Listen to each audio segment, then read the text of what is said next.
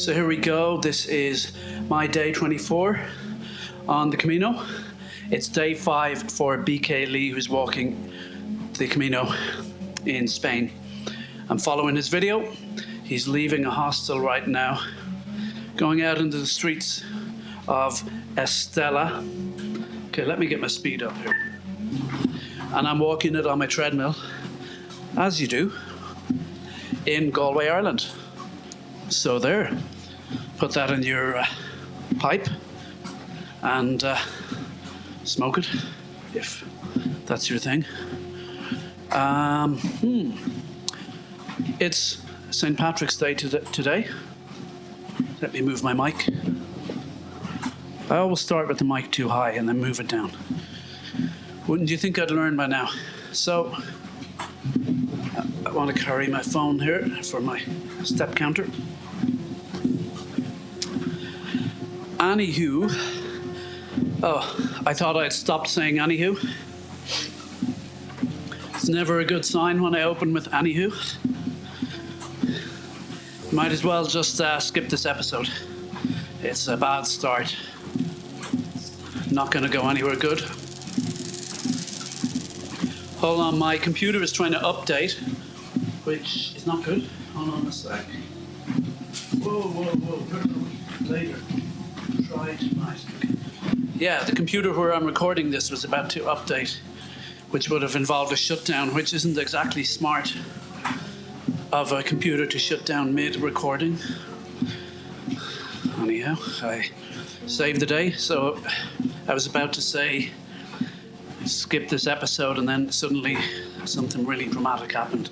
So you just don't know. That's actually why I say, don't mind me. When I say stop listening, that's kind of when you should keep listening, I think, because that's when the dramatic stuff goes down. So anyway, today is St. Patrick's Day. Some people call it Paddy's Day. Some people find that, is it insulting? Is that the word I'm looking for? Just sort of, not derivative. I don't know. It's just a bit too kind of casual, disrespectful. But we're all atheists now, allegedly. But, yeah, I guess I was thinking about this the other day. I think about a lot of stuff every day, and in one of my dreams, I was discussing this with somebody for some reason, so it must be on my mind. In the dream, I was clearly making this point that I think I was sounding quite intellectual in the dream, but I was saying, that my walking sticks are hanging on the treadmill handles. They're just getting in my way there. Not actually using them, they're just my talismans, my Camino walking sticks, which I purchased in Pamplona after wrecking my knees on day 1. But they saved me from doing more damage. Actually, it was here in Estella I went to the hospital. That's the great thing about being in the EU, with all apologies to my friends in the UK. You get this card, what's it called, an E111 or something? Anyway, you just walk into any clinic and get free healthcare. So, yeah. Another thing to put in your pipe and smoke with that other thing I mentioned earlier. Be careful though what you mix. Passing a car wash on the right. I just thought I'd let you know that. We just passed a car wash. Now, BK crossed the zebra crossing twice. He's trying to find the yellow arrow, I guess, to tell him which way to go. So, where were we? I was... so I was in the dream, I was discussing this anyway, that, having your national day named after a saint gets a bit tricky when you move into kind of secular times, I suppose. They had because we don't have a St. Patrick's Day parade this year or last year because of COVID lockdown. They have some sort of virtual parade. I think there's something on TV tonight. Maybe there was earlier.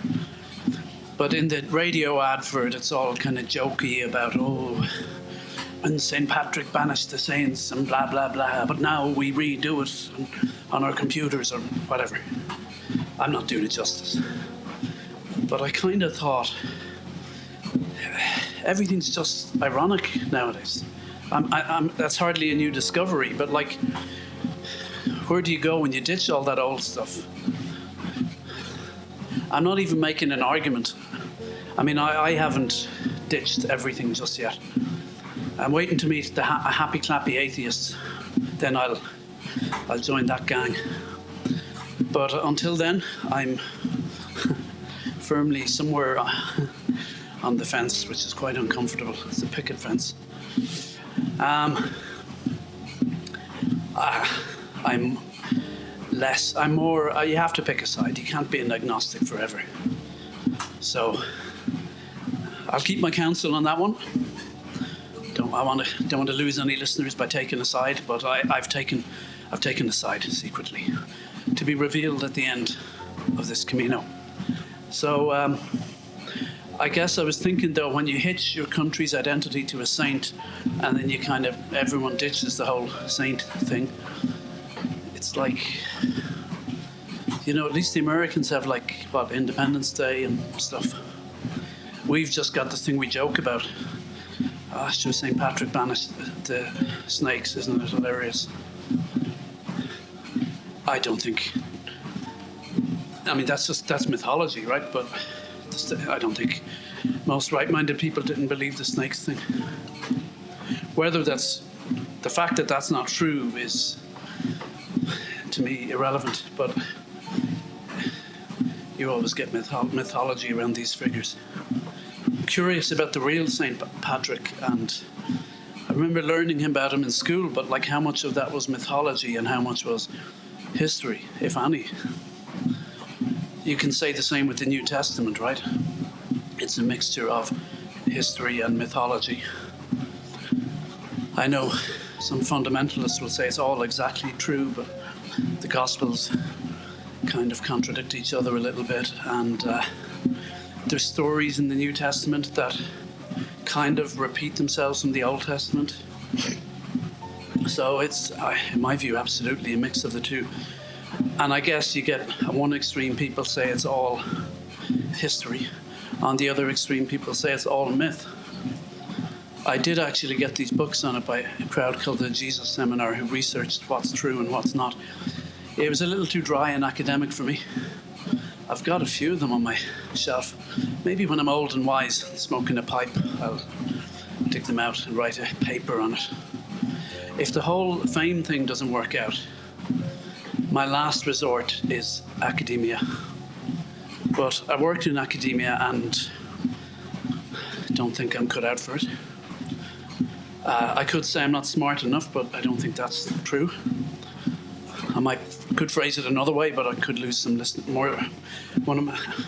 could lose maybe I've only one listener, who's an academic. So gotta try to keep everyone on board. So anyway, St. Patrick, celebrated ironically or otherwise. I don't miss the parades and the ridiculous drinking. St. Patrick's Day in any town in Ireland, certainly in Galway, is pretty horrendous in my experience. It's like, we drink too much, so for our national day, let's drink even more. Hey, that's a good idea. That makes sense. So,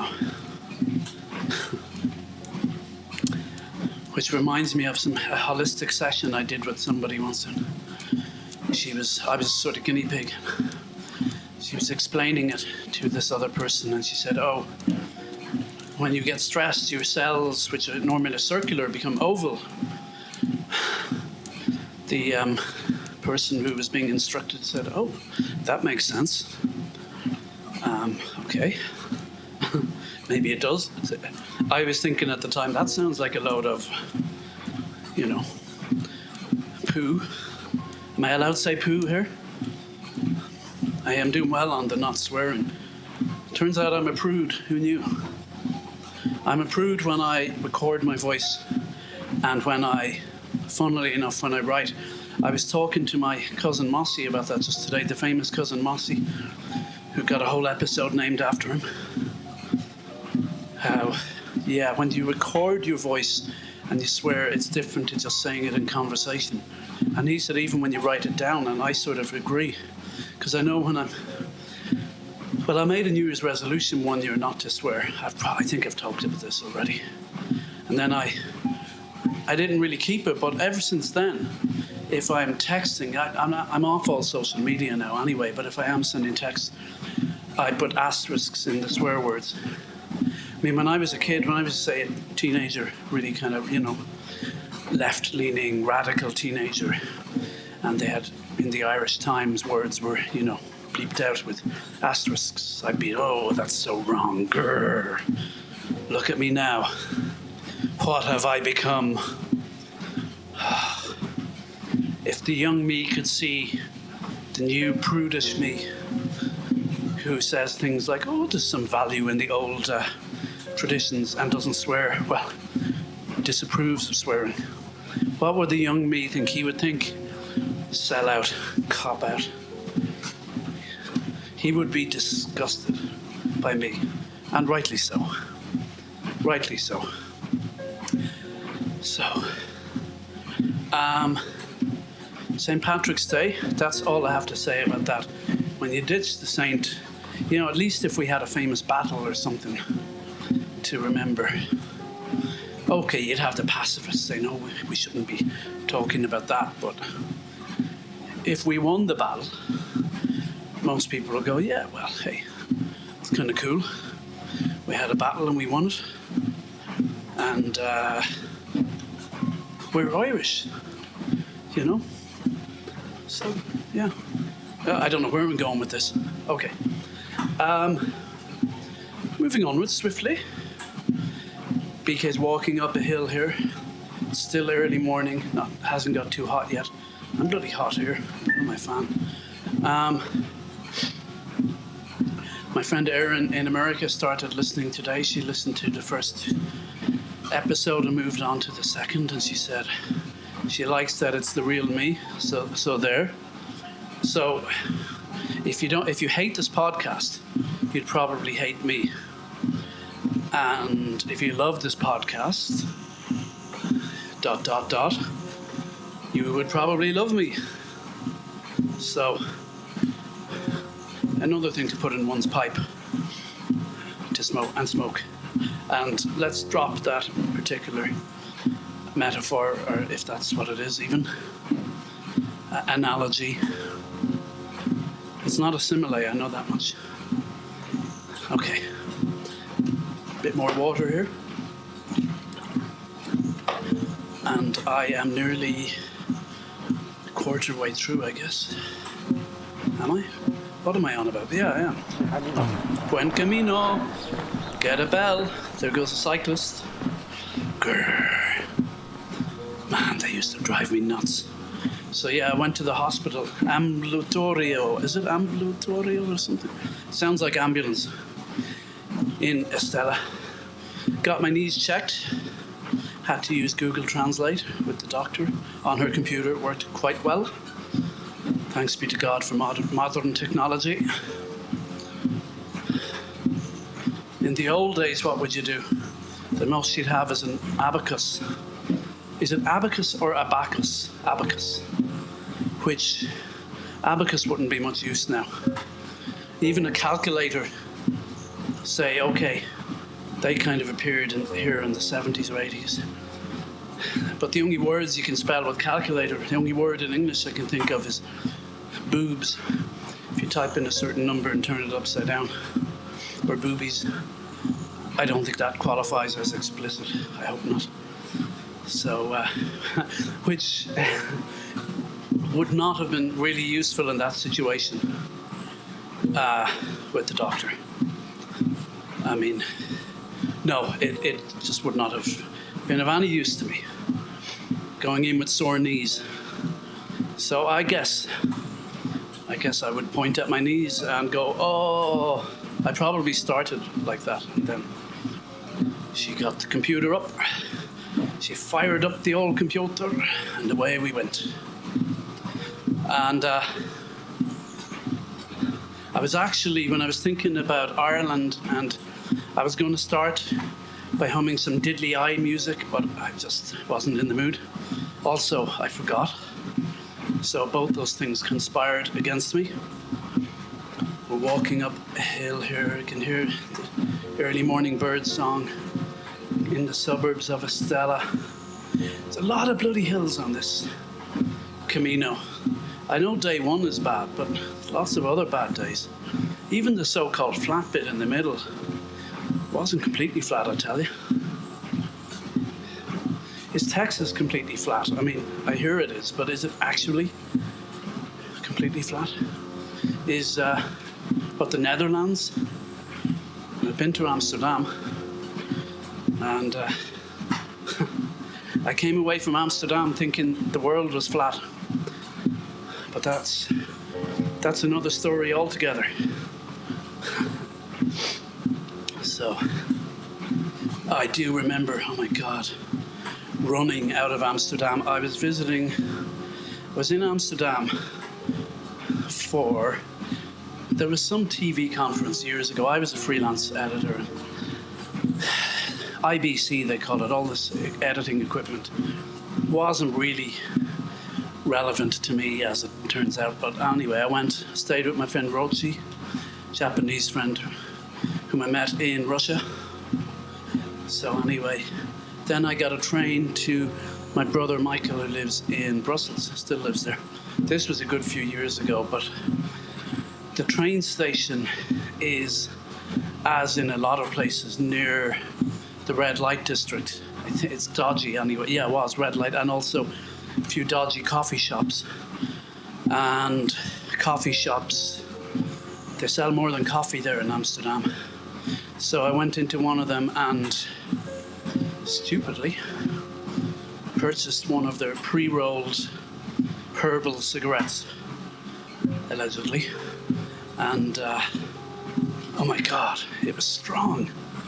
There was like no tobacco in it, just two other constituents and two other products.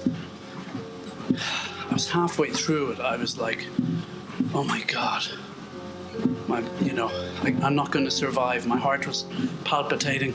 I mean, it's not like that's the first time that happened to me. You think I would have learned, but it was something about, I'm in Amsterdam, this is legal. I feel duty bound to do this.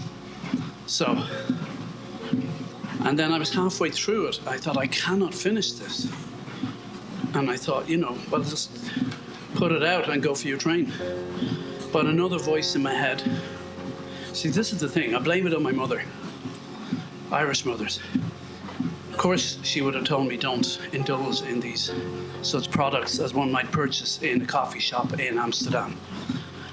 Pretty good advice for if I had children, I would tell them the same.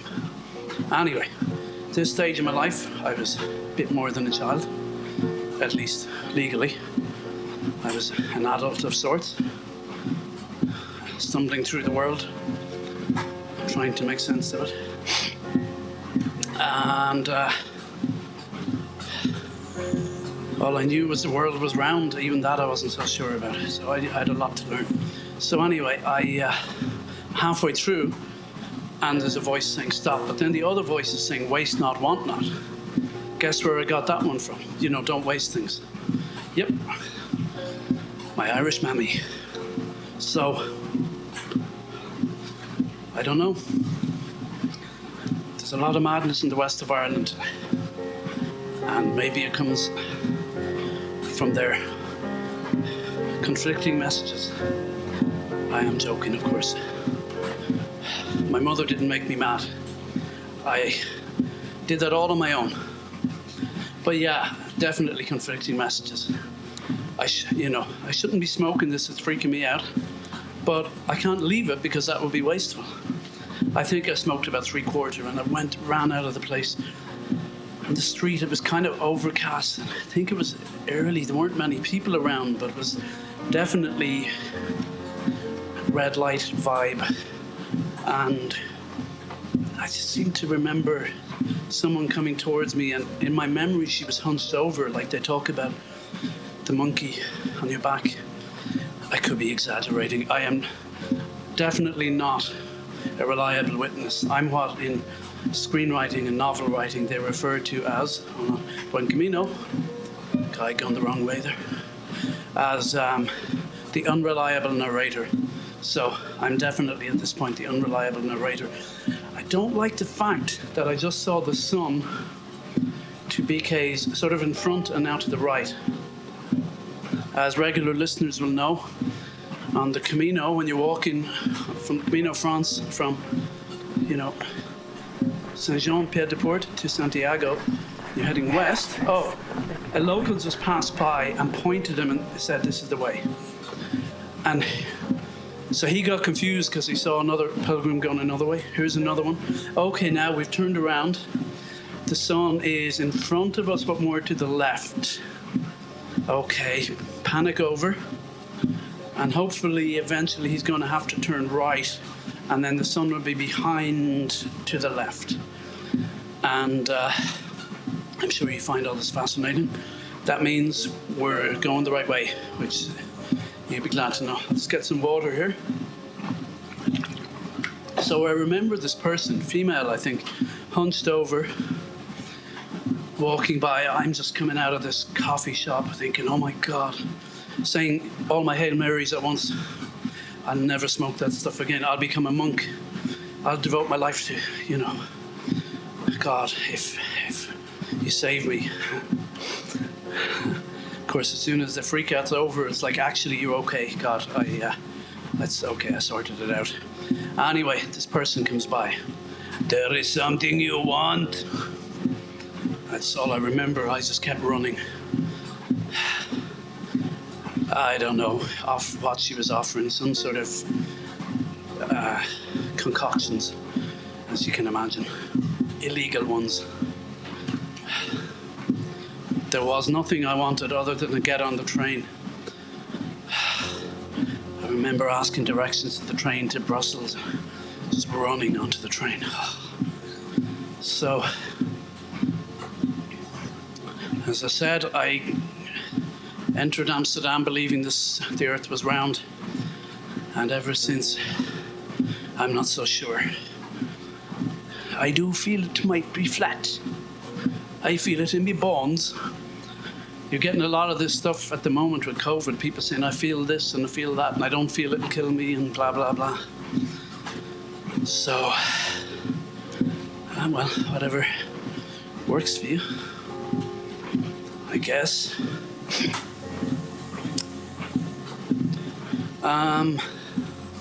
24 minutes in, okay. 24 on the treadmill anyway. 23, 22, okay, on the video. So, where was I? That was Amsterdam. Don't know how I got onto that. And how did I get onto that? Doesn't matter, it killed a bit of time. It would have passed anyway, as Beckett says. If I do another podcast, maybe I'll call it that. It would have passed anyway. I want to do, if I do a podcast based on books, which I don't really want to do, but I'd almost do it just for this title. I'd probably end up doing it just for the title, for the rest of my life. The Caster in the Rye. Caster, as in podcaster, get it? Rye, W-R-Y instead of R-Y-E. The Caster in the Rye. Which is really stupid of me because I'm not so hot on the old R's, I'm not in W territory, but I don't... Hey, we've arrived at a place. And a hostel, people are coming out. Everyone seems happy. Buenos dias. Buenos dias. Life is good, isn't it? Life is good. I'm here in Ireland. It's St. Patrick's Day. It's the evening. Oh, guess what my plan for today was? Let's just look here. So this video is like nearly 5 hours. My plan was You gotta love me with my plans. You gotta admire my optimism. Like, anyone who knows me,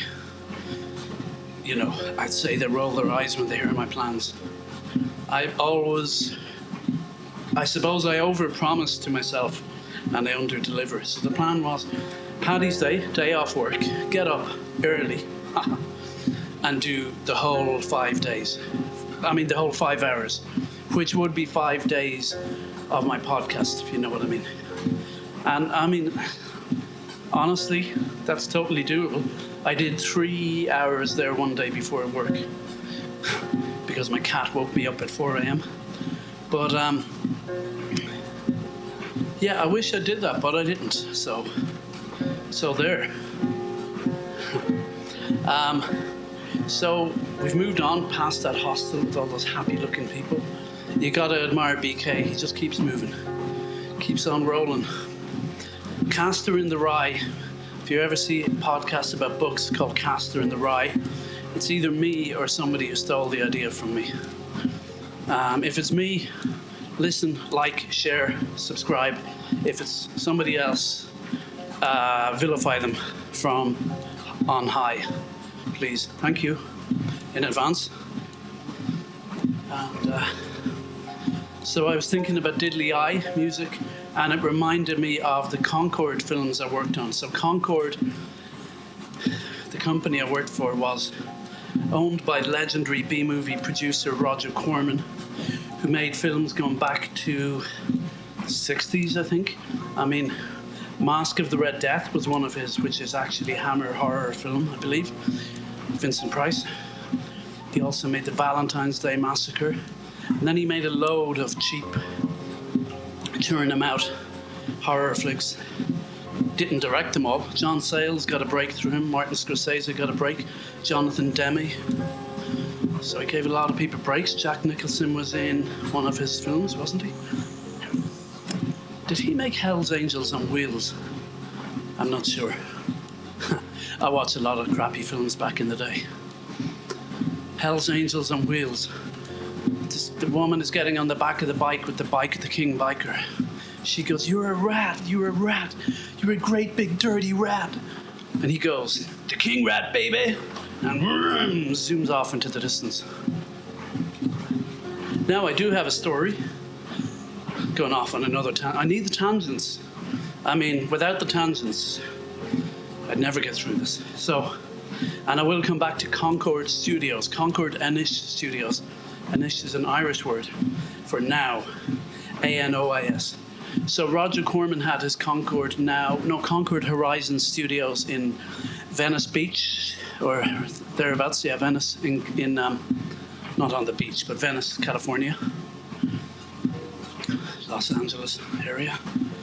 And he called it Concord because he read somewhere that, what's this? Bodegas Irache, whatever that means. Some gates. Oh my God! It's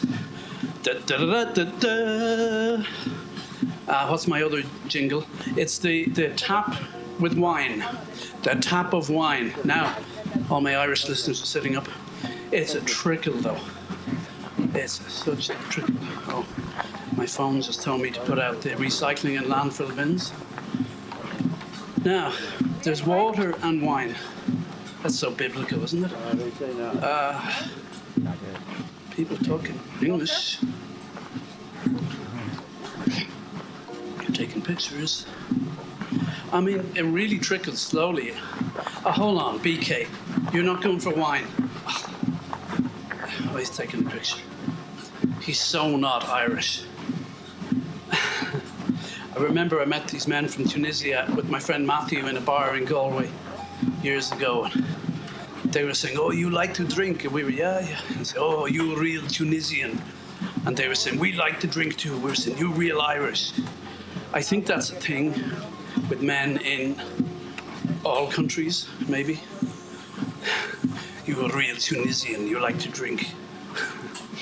Yeah, I think the Irish kind of managed fairly well in that department before we ever met any Tunisians. Although maybe there's a Tunisian to blame for it. Maybe we're all good little boys and girls, and then a Tunisian arrived and ruined us. So, BK, yeah, well, you're not a real Irishman. I'll tell you that for nothing. He had a look. He said, "Not for me," and he walked on. No wine. No wine for me. Okay. Oh well. I mean, it is a trickle, I hasten to add, before you start booking your plane tickets. But I think your best bet would be, I wonder, does it trickle through the night? See, if it did, I think what you could do is get in there at night, rig it up to a bottle, and surely, you'd fill that in overnight. You could, if you were an alcoholic with no money, that could actually work. Maybe they'd let you go in there like at night and fill up your bottle. Oh, you'd need to be fierce patient. I mean, it's really slow, just in case you're thinking of it. Where was I? Tunisians, Concord.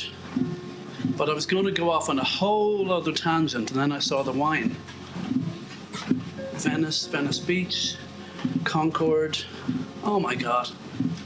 See, I can't listen back. Okay, I'll have some water. I think I had a great story lined up. I think it was one of the great stories of this whole Camino. We'll never know. Damn. Hate when that happens. It's probably a crap story. Okay. So Concord. No, I don't want to tell that story now. So anyway, he called it Concord because Concord started with C. He heard that things starting with a hard C sound were popular. So Concord New Horizons. Then they set up in Ireland and became Concord Inish, which is the Irish for now. Concord Now. Turned out, I don't know how many films, like 12, between 8 and 12, I don't know. I worked on a few of them.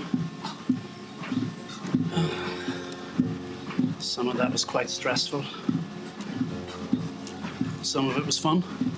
Don the Dragon Wilson, he was in the first film I worked on there. Kickboxing champion. Trained to Kill. He was in one I was in. He was in another my friend Dennis was in, I think, some years later. Well, I wasn't. I was going to say I wasn't in it. I worked in it, but actually, yeah, I had a line. I had a role. Sir, he's here. Thank you. Contact me through my agent, please. So, just remember the first film had been set in, am I going to go higher than 4 kilometers an hour here? Yeah, why not? I'll go to 4.5. Now I'm going to 4.8. Let's go crazy here. Film was set initially in America by the looks of the script. And then they just changed it. So it's like Don the Dragon, he's playing this, he's an I always mix up CIA and FBI.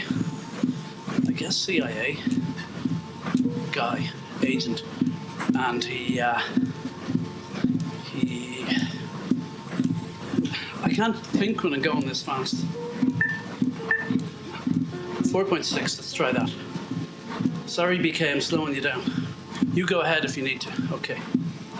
Just leave me with the canteen of water and a gun. And as I've said before, that's a really stupid thing to do. They always do that in the movies. I'd be like, give him a gun to kill the baddies, but don't waste the water on him. He's a goner anyway. That's my 2 cents worth. So, Concord.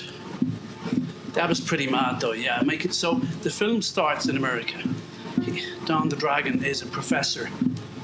He's got glasses on, that's how you know he's smart. And he's like, Buen Camino. And he's like, just quiet life. He's retired from the CIA. And his son Oh, he's a teacher, is it? And his son is in the same school as him as a student there, but they're trying to repair their relationship. So, it's got some kind of personal stuff in it too. It's kind of deep, Works on lots of levels. Just coming to a group of people here. Group of young people, and we're flying on by. We're not hanging about. Okay, so he's working with in the school. Anyway, some baddies come and shoot him up, nearly kill him and his son. You know the way. And so he goes and meets somebody and says to her, "Hey, what's the problem?" And "I need to find the major. The major will help me out." He goes, "Where is the major?" And she goes, "He's in Ireland." And then it cuts to Ireland. Lots of diddly-idly music. Shots of tractors and hay and barrels of Guinness. The usual stuff you see here. And then the rest of the plot takes place in Ireland. Many people were amused at the first screening to see a shot described as CIA headquarters, a building in Galway. I get that it's funny, but I'm like, do you not know how movies are made? Do you actually think every building you see is what they say it is?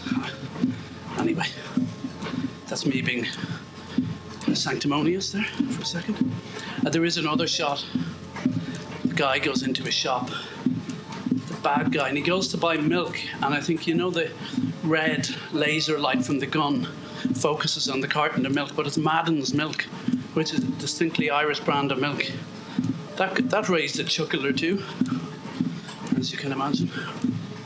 That was a bit of fun. I did some stunt driving on the first film for second unit, filmed some driving shots. I had to put on a wig like Don the Dragon's hair and just sort of drive around in Connemara, a beautiful landscape. And I remember coming to a turn or whatever, and there was a driver coming the other way waiting for me to... Oh no, I didn't want to indicate because I thought, no, I was in action movie mode. But no, I didn't do anything too crazy. But I kind of wish I did now. I'd like to say I tore the road up, but nah, I didn't. I'm far too lame for that. So if you want a dangerous living bad boy, you got the wrong guy. If you want an intellectual, no, you could do better than me. If you want someone who can just keep talking, then about nothing, then yeah, I'm the guy, I'm your man. So, where were we? Concord. So early on, these guys came over. One guy was a stunt guy, tough dude. I think he had done time. I'm not going to get into names here, but he was saying to me, the average American is 1 or 2 paychecks away from life on the street. It's becoming like that here too, maybe. It's worse there, probably.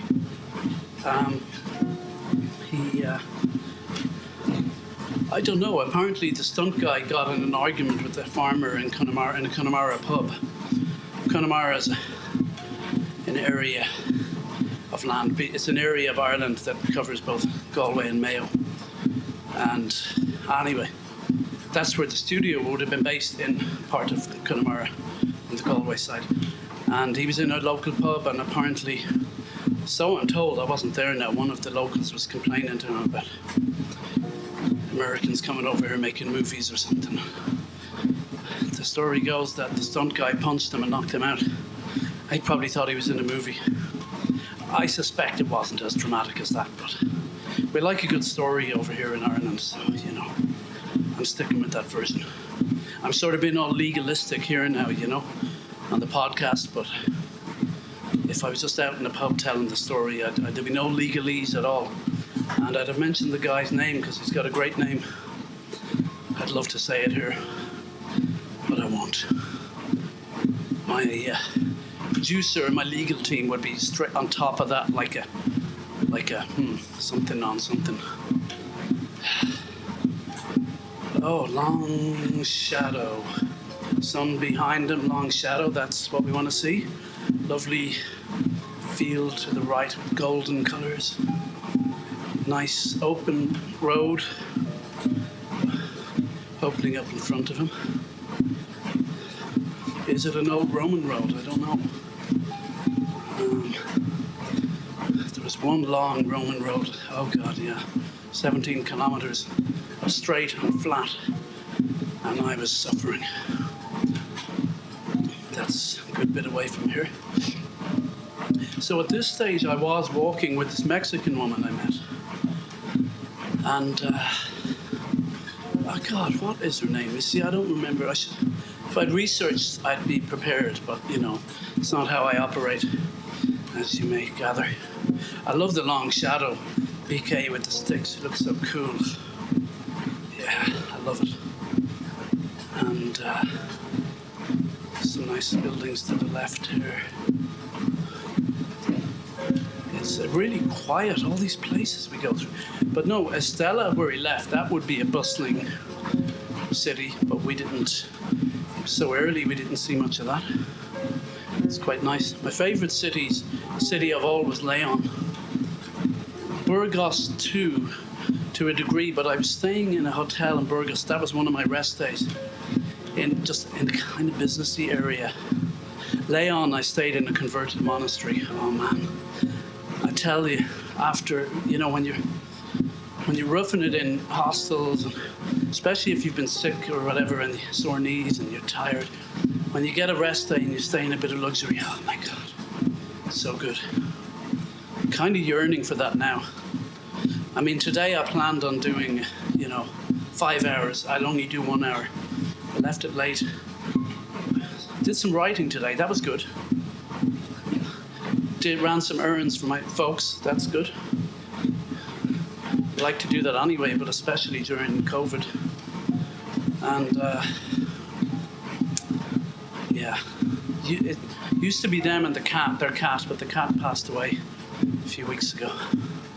That's life. She was elderly. She wasn't. She was on her last legs anyway. So it's for the best. And so the Mexican woman I met, I might as well tell you her story while I'm on it. And apologies for not remembering her name. I could try and look it up now on my phone, but then I'll just get distracted. So she did the Camino. I'll take some water. Don't go away. We'll be right back after this, after these messages from our sponsors. Liberty, liberty, liberty, liberty. We are farmers. Bum, ba-dum, bum, bum, bum, bum. And if you're not American, you probably won't get those references. But that's okay. Okay, so the Mexican woman I met, she did the Camino with her husband. I won't tell you about their personal details in a way you can identify them, because I'm not doing that here. But she did it with her husband. But let's say they were married and they worked together. They had a business together, like a creative business. And they did the Camino together. She had got bad knee problems early on, like me. And in fact, I met her before Estella. She's the one who told me to go to the hospital. And she said if there was, something seriously wrong, I'd have to quit. And we actually met a guy that day who said he was quitting because of his knees. I guess day one can really, especially without sticks, can do damage. But so anyway, I did go to the doctor, got checked out, and it was like there was no cartilage damage. I don't know how she knew. I don't think she did x-rays. Maybe she did actually, but she knew it was just kind of, muscles, whatever. Anyway, I've dodgy knees at the best of time, but I did build up strength there, and once I got over it, I didn't have knee problems for the rest of it. But probably for the first at least week or more I did have. So, more tangents. Great, we like our tangents here. So, here we are, we're still in suburbia. So, she did it with her husband. She got serious knee problem. I'm not sure where, maybe further on than this, maybe not. And she went to the doctor and she had done serious damage. she had to quit and go home to Mexico. Her husband decided to stay on and continue the Camino. When he went back to Mexico, I hope I'm getting these details right, the gist of it is right, they divorced. I don't know, was that immediately afterwards, but I think that was a big thing. I guess him finishing the Camino without her. I mean, she probably said, you go ahead or whatever. Anyway, they divorced. Years later, they got back together again. And they got back together again years later and got remarried, or maybe it turned out, I think it turned out that there was some technical glitch with the divorce. So technically, even though they thought they were divorced, they weren't. So they got back together. So now they're still, turns out they were married all along, but they're together cohabiting again. And they decide to do the Camino again. But this time she did the Camino France, the one I did, and he did the Camino Norte from, which is further north, and it's much more challenging, much more his cup of tea. And the plan then was to meet in Santiago. Now, isn't that romantic? But not only that, because I've kind of been out of touch with everybody, but I was in touch with her by email or something. I know that at some point, maybe shortly after I met her, she was struggling. And he came, left his Camino Norte, came down and met her for a night or two in a hotel, and then went back and they both finished. It's a lovely story. So I must follow up with her and others, see how they're getting on. So, sign here for camping. I remember the first week or more, every time I saw a sign for Santiago de Compostela, it said the same distance each time. I think maybe once it even got longer. So I guess the signs were just inaccurate, but not good for the old psyche. Now, I'm going back to 4.5. It's St. Patrick's Day after all, our national holiday. I'll have a glass of wine after this. And yeah, I might do some more writing, but it's flowing a bit better now. I did some today. Book started in London. There's a chunk in Galway that was always meant to be the third quarter of the book. That's flowing more than I thought and giving me more ideas. There's a chance that might actually start earlier, that could be in the second quarter. I'm not sure. And you know what? I don't need to figure it out right now. I calculated by the time I finish this Camino, I will have spoken about, I think, 1.2 million words. So let's say at least 1 million words. I'm getting transcripts automatically made up, which, you know, it's done by AI or whatever. I've checked them out. They're not perfect, but they're better than I thought. I remember years ago that technology was a lot worse than it is now. So I actually think when I finish my novel and I finish this, the next project would be to go through this and make a book out of it. I'd say one pass, I'd easily knock it down to probably 100,000 words. And then the next pass, who knows, 50,000 even. I mean, it could even be 20,000, you know, a short book with big text, lots of pictures. Maybe a pop-up book. Let's see. Pop-up book, if I'm down to 100 words, that's when you have to start thinking creatively. But I'll be starting with 1.2 million. It's kind of like, you know, the monkeys they put a lot of monkeys in a room with typewriters. They reckon if there's enough of them, eventually one of them will write complete works of Shakespeare or something. I'm working on a similar principle, similar level of intelligence. Only one monkey, but you know. No, I'm a reason, as by monkey standards, I'm so hard on myself.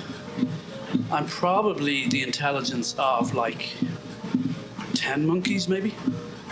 So I should get something out of it. So let's see now. I only have 10 minutes to go. You know, when I'm checking the time, there goes a cyclist. Buen Camino, get a bell. Ding, ding. When I'm checking the time, it means I'm really running out of things to say. Here's my other little trick. Oh, I think I'll have a drink of water. See, I'm such a pro. I know all the tricks. Glug, glug, glug. Because the other trick would be, oh, I think I'll put on a DVD now. That's the guest lecturer who hasn't done any work. They just come in and put on a DVD and collect their check. Yep, I know all the tricks. So, anyway. What was it my cousin said about... It's a saying about students. It's not specifically him, but I say my students' work is both original and brilliant. But the work that is brilliant is not necessarily original. And the work that is original is not necessarily brilliant. That's just something funny I came up with to say to kill another few seconds of time. Now I will start speaking slower. I mean, I'm really missing a trick there. I speak too fast. Anyway, I'll come up with something else to say. Like before I was talking about Concord, I had something hilarious lined up. Or deep. That's me. I'm either hilarious or deep. Don't do in between. Take it or leave it. So, in the book, the tone of it, it's first person and it's very voicey, which they say is in now. I'm not doing that to be in, but I was reading that somewhere in publishing now. That's in, but it could be out tomorrow. It's quite voicey. It's a strong, opinionated voice, which isn't... I'd love to write something like The Outsider by Camus, which is first person and almost entirely devoid of opinions. Like the character, oh, here comes a bridge. I always announce that. We're coming under a bridge, under an archway coming up. Repeat, we're coming up to a bridge. A tunnel, we call it. Okay, and we're entering the tunnel. Repeat, we're entering the tunnel. It's got graffiti on each side. A figure walking ahead, somewhat silhouetted by the washed out white light. Not the nicest of tunnels, but a tunnel nonetheless. We're now coming out of the tunnel. We're in the shade now. Where's the sun gone? Oh, I guess that bridge, that road is creating a shadow because the sun is behind us. I'm so clever. Oh, you're so clever, James. Well done. You're at least 10 monkeys. I think you're 12 monkeys clever. I wonder, has anyone ever measured human intelligence in monkey numbers before? I don't know. I know Jerry Seinfeld talks about horsepower. And you know, they've got rockets that are 1 trillion horsepower or something. He said, don't you think it's time to stop comparing it to the horse? He's got a point. Okay, we're passing by some Buenos Dias, Buen Camino. You can do it, you can do it. So yeah, it's nicer. In the book though, so it's kind of comedic, but every so often then I hit a kind of little moment where he just thinks about something sad, and the stuff by the lake in Galway that reminded me about certain people who drowned there, one of whom I would have known. That sort of came into the book, but just in a distant way, you know? Quite distant. And not deliberately mining stuff, but I think just when things like that happen in your 20s and then you're in your 40s,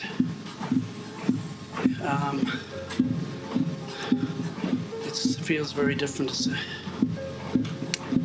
Nostalgia is something I didn't feel until my 40s, and now I'm 49, nearly 50.